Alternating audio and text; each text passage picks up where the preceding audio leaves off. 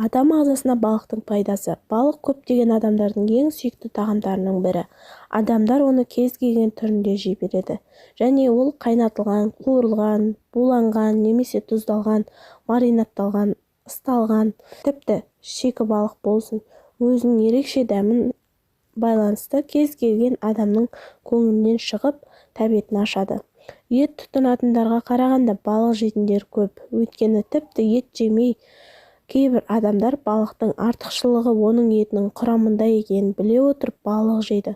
Оның құрамында А, Д, Е дәрумендері мен кальций, йод, темір, магний, фосфор, мырыш бар. Тауық еті секілді балықтың құрамында адам ағзасы жақсы сіңіретін өте жоғары сапалы ақуыз бар.